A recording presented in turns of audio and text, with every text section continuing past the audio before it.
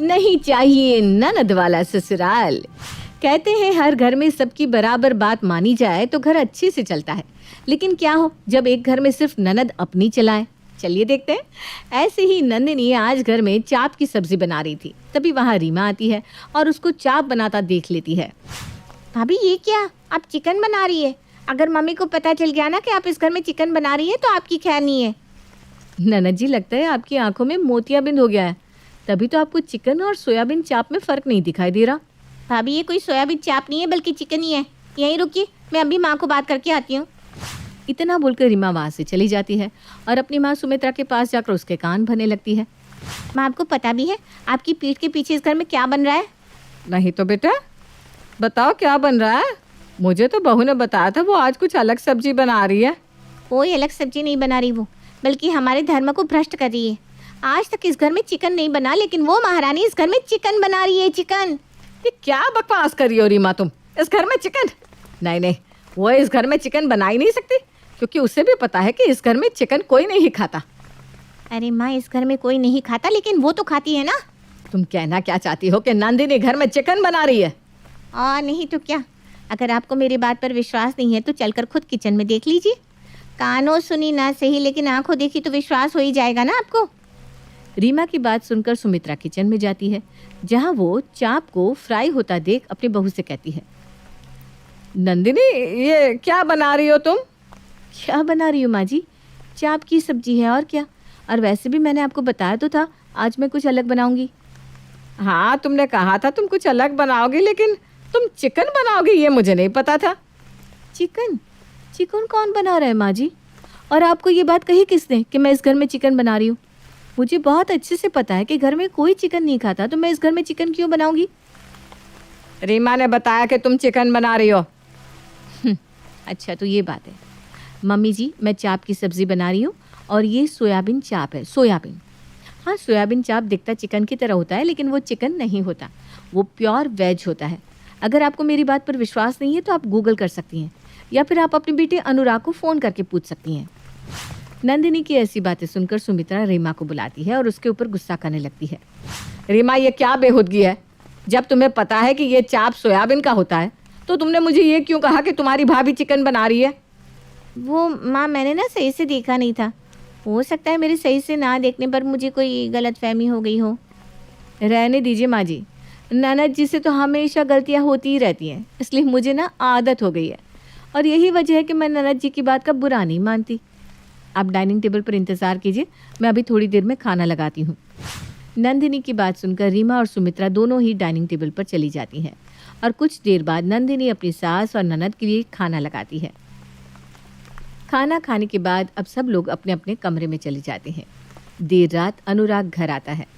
अनुराग को देख नंदिनी उसके लिए खाना लगाती है और कुछ देर बाद वो कहती है, अनुराग जी, हमारी टीवी बहुत ज़्यादा पुरानी हो चुकी है, कभी कभी तो हमारी टीवी चलते हुए ही बंद पड़ जाती है, क्यों ना हम एक अच्छी डिजिटल टीवी ले लें? नंदिनी, तुम बोल तो बिल्कुल सही रही हो, लेकिन अभी मुझे समझ में नहीं आ रहा मैं टीवी खरीदूं या रीमा की शादी की सोचूं, क्योंकि तुम जानती हो ना उसकी शादी में भी हमें उसे दहेज देना होगा। आपकी बात बिल्कुल ठीक है अनुराग, लेकिन हम कब तक अपने घर का पुराना टीवी बार बार ठीक करवा कर देखेंगे? एक तो हमारे घर में वो छोटा सा टीवी, ऊपर से माँ जी को चश्मा भी लगा हुआ है। हाँ, तुम्हारी बात है सही, लेकिन तुम ये भी तो सोचो ना कि रीमा भी शादी लायक हो गई है, हमें उसकी शादी करनी होगी। वैसे भी मैंने रीमा के लिए एक रिश्ता देखा है, माँ से कल ही इस बारे में बात करूँगा। नंदिनी और अनुराग आपस में बात कर रहे थे और उनकी आपस की ये बातें दूर खड़ी रीमा सुन रही थी। अच्छा, तो मुझे इस घर से निकालने की बात की जा रही है। कोई बात नहीं, भैया माँ से शादी के बारे में बात करें उससे पहले मैं ही माँ के कान भर दूंगी। इतना बोलकर रीमा अपनी माँ सुमित्रा के पास चली जाती है और एक बार फिर अपनी माँ के कान भरने लगती है। माँ, आपको पता भी है आपकी बहू आपके बेटे के कान भर रही है। क्या बकवास करती रहती है रीमा तू? मुझे तो अब तेरी बात पर विश्वास ही नहीं होता। और भला बहू अनुराग के कान क्यों भरेगी? अनुराग मेरा इकलौता बेटा है और वो इस घर की इकलौती बहू, तो उससे उसके कान भरने की ज़रूरत ही नहीं है। अभी भैया इकलौते नहीं हुए हैं माँ, अभी मैं हूँ इस घर में, इसलिए मुझ पर भी ध्यान जाता है भैया का। और अगर आपको मेरी बात पर विश्वास नहीं हो रहा ना, तो आप खुद ही भैया से पूछ लेना कि भाभी इस घर में टीवी की बात कर रही थी या नहीं। भाभी इस पुराने टीवी को बेचकर नया टीवी लाना चाहती है, वो भी डिजिटल। उस दिन की बात से सुमित्रा रीमा की बात पर विश्वास नहीं करती थी। वो उसे अपने कमरे में जाने के लिए बोल देती है। अगले दिन अनुराग अपनी माँ से रीमा की शादी की बात करता है। माँ, मैं यहाँ आपसे कुछ ज़रूरी बात करने आया हूँ। हाँ बेटा, बता क्या बात है। माँ, अब रीमा बड़ी हो गई है, समय के साथ उसकी उम्र भी बढ़ती जा रही है, इसलिए मैंने उसके लिए एक बहुत ही अच्छे घर का रिश्ता देखा है। जैसे अपना छोटा सा घर है ना, वैसे ही वो घर भी है। एक भाई और 2 बहन, पर लड़का बहुत अच्छा है, काफ़ी अच्छा कमाता है। एक बार आप देख लो, फिर मैं आगे बात करता हूँ। बेटा, मेरे देखने से क्या होगा, रहना और पसंद करना तो रीमा के ऊपर ही है ना। अब वो इस शादी के लिए हाँ करेगी तो ही तो शादी होगी।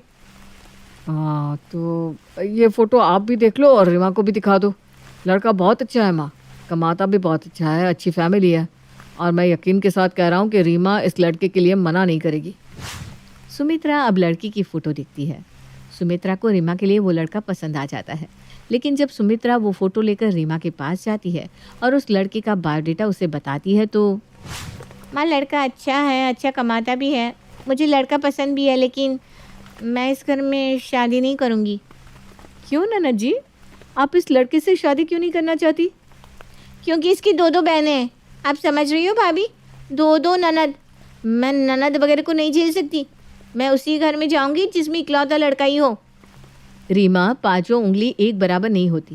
और क्या हुआ अगर उसकी 2 बहन है तो? अरे आज है, कल नहीं है। भाभी, आपको पता नहीं है ननद कितनी तेज़ होती है। सास बहू के बीच जितनी भी बहस होती है ना, उन सबके बीच ननद का ही किया कराया होता है। इसका मतलब तो ये हुआ कि मेरे और नंदिनी के बीच में जितनी भी लड़ाई होती है उन सब की आग तू ही लगाती होगी। माँ, मैं ऐसी नहीं हूँ। मुझे क्या मिलेगा मेरे घर में आग लगाकर? हाँ, तो इस लड़की की बहन भी ऐसी नहीं होंगी। देखो, संडे को लड़के वाले आ रहे हैं, इसलिए तुम रेडी रहना। और ये बात मैं खुद से नहीं बोल रही, बल्कि तुम्हारे भैया बोल कर गए। नंदिनी की बात सुनकर रीमा अपना मुंह बनाकर वहाँ से चली जाती है। शाम को नंदिनी अनुराग से कहती है, अनुराग जी, मैं क्या कह रही थी कि अब तो नंदिनी का रिश्ता भी पक्का हो जाएगा। अब उसकी शादी के लिए हम सामान लेंगे, तो क्यों ना हम अपने घर के लिए भी टीवी ले लें। अब कल को मेहमान आएंगे तो उनके सामने ये छोटा सा टीवी अच्छा थोड़ी ना लगेगा। नंदिनी की बात सुनकर अनुराग उसकी बात से सहमत होता है और अगले ही दिन वो एक बड़ा और महंगा टीवी लेकर आ जाता है अपने घर में। इतना बड़ा और महंगा टीवी देखकर रीमा एक बार फिर अपनी माँ के कान में बुदबुदाने लगती है। देखा माँ, क्या कहा था मैंने आपसे? कहा था ना, भाभी भैया को टीवी लेने के लिए फोर्स कर रही हैं। और देखो कितना बड़ा और कितना महंगा टीवी लेकर आ गए भैया। भाभी तो ज़रा भी नहीं सोचती कि भैया के ऊपर कितना प्रेशर है। अरे कल को मेरी शादी होगी तो उसमें भी तो खर्चा जाएगा ना। लेकिन नहीं, इन्हें तो अपनी ख्वाहिशें पूरी करनी है। अगर भैया टीवी नहीं लाते तो क्या बिगड़ जाता? रीमा की बात सुनकर सुमित्रा को गुस्सा आता है और वो गुस्से में अनुराग से कहती है, अनुराग, तूने इतना महंगा टीवी क्यों लिया और किसे दिखाने के लिए तू इतना महंगा टीवी लेकर आ गया? माँ जी, आप अनुराग जी पर इतना गुस्सा क्यों कर रही है? और वैसे भी ये टीवी मैंने मंगवाया है अनुराग जी से, क्योंकि अपना टीवी खराब हो रहा है। अपना टीवी छोटा भी है। इस संडे जब लड़के वाले हमारी रीमा को देखने आएंगे तो अजीब नहीं लगेगा इस छोटे टीवी के सामने बैठने में उन्हें? बहू, हमारी जितनी चादर होती है ना, हमें उतने ही पैर फैलाने चाहिए। और तू ये कैसे भूल गई कि कल को रीमा की शादी होगी, उसमें हमें दहेज भी देना होगा। अगर तू इसी तरह मेरे बेटे पर हर चीज़ के लिए प्रेशर बनाती रहेगी तो हम रीमा की शादी कैसे करेंगे? अपनी सास की ऐसी बातें सुनकर नंदिनी के दिल को बहुत ठेस पहुंचती है और वो ना चाहते हुए भी अब बोल पड़ती है, माँ जी माफ़ करना, पर आज पहली बार मैं आपको जवाब दे रही हूँ। ये जो टीवी आप देख रही है ना, हाँ, मैंने अनुराग जी को कहकर मंगवाया है, उनके पैसे से मंगवाया है। लेकिन आप बार बार जो ये बात कर रही है ना कि रीमा की शादी, तो मैं आपको बता दूँ कि रीमा की शादी के लिए मैं अपनी FD तोड़वा रही हूँ। और ये टीवी मैंने अपने शौक के लिए नहीं, बल्कि इस घर की शोभा बढ़ाने के लिए मंगवाया है। अरे हमारे पास इतना बड़ा घर है लेकिन एक टीवी नहीं है। अगर मैंने एक टीवी मंगवा लिया तो कौन सा गुनाह कर दिया? नंदिनी के मुंह से ये सब जानकर रीमा और सुमित्रा को अपने कहे हुए शब्दों पर शर्मिंदगी महसूस होती है, जिसके बाद सुमित्रा अपनी बहू से माफ़ी मांगती है और रीमा भी अपनी हरकतों के लिए अपनी भाभी से माफ़ी मांगती है और चुपचाप इस शादी के लिए हाँ कर देती है। समय गुजरता है और गुजरते समय के साथ रीमा की शादी हो जाती है जहाँ उसकी एक नहीं दो दो ननद थी।